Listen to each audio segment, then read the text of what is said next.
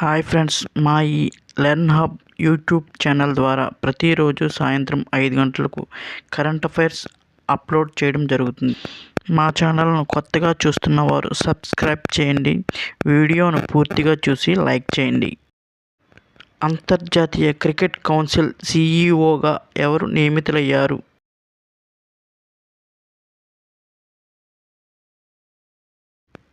సంగోమ్ గుప్తా. అంతర్జాతీయ cricket council సీఈఓగా భారత్కు చెందిన సంజోంగ్ గుప్తా నియమితులయ్యారు. 2025 ఛాంపియన్స్ ట్రోఫీకి ముందు వ్యక్తిగత కారణాలతో సీఈఓ పదవి నుండి జెఫ్ ఆల్రైస్ తప్పుకోగా అతని స్థానంలో సంజోంగ్ ఎంపికయ్యారు. సంజోంగ్ ప్రస్తుతం జియోస్టార్ సీఈఓగా వ్యవహరిస్తున్నారు.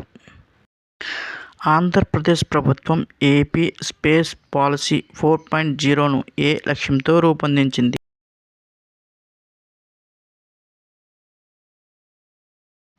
అంతరిక్ష పరిశోధనా రంగంలో పెట్టుబడులను ఆకర్షించడం. ఏపీ స్పేస్ పాలసీ 4.0 ప్రకారం 2024-29 మధ్య ఎంత పెట్టుబడులు వస్తాయని ఆశించబడుతుంది?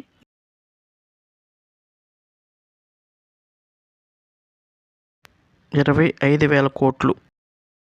అంతరిక్ష పరిశోధన, సాంకేతిక అభివృద్ధి, తయారీ, లాంచ్ సేవల పరంగా రాష్ట్రాన్ని హబ్గా తీర్చిదిద్దాలని ఈ పాలసీ ఉద్దేశంగా పేర్కొంది.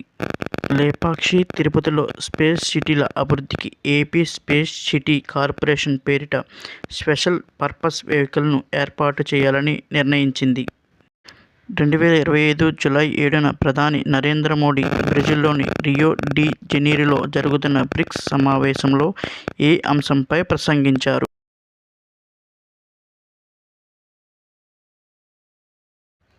Critical minerals. ఎలక్ట్రిక్ వాహనాలు, బ్యాటరీ స్టోరేజ్, డ్రోన్ వంటి అత్యాధునిక సాంకేతిక ఉత్పత్తి తయారీలో కీలకమైన లిథియం, నికెల్, గ్రాఫైట్ వంటి ఖనిజాలను క్రిటికల్ మినరల్స్గా పిలుస్తారు. 2026లో ఏ అంతర్జాతీయ సదస్సు భారతదేశం వేదికగా జరుగుతుందని ప్రధాని నరేంద్ర మోదీ బ్రెజిల్లోని రియో డి జనీరోలో జరుగుతున్న బ్రిక్స్ సమావేశంలో ప్రకటించారు?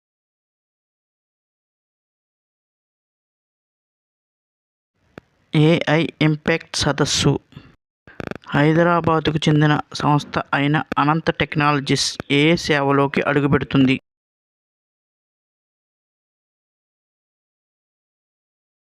శాటిలైట్ ఇంటర్నెట్ సేవలు. హైదరాబాద్కు చెందిన సంస్థ అనంత టెక్నాలజీస్ దేశీయ శాటిలైట్లను ఉపయోగించి శాటిలైట్ ఇంటర్నెట్ సేవల విపణిలోనికి అడుగుపెడుతుంది. ఈ రంగంలోనికి అడుగుపెడుతున్న తొలి ప్రైవేట్ కంపెనీ ఇదే.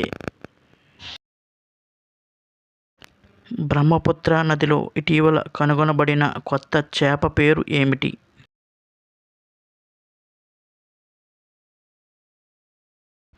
పెథియా దిబ్రూగార్నెసిస్.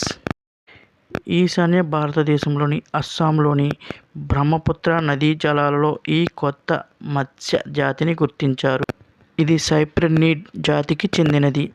దిబ్రూగఢ్ సమీప జిల్లాలలో ఈ మంచినీటి చేపను కనుగొనడం వల్ల దిబ్రూగఢ్ పేరు ధ్వనించేలా దీనికి ఈ పేరు పెట్టారు.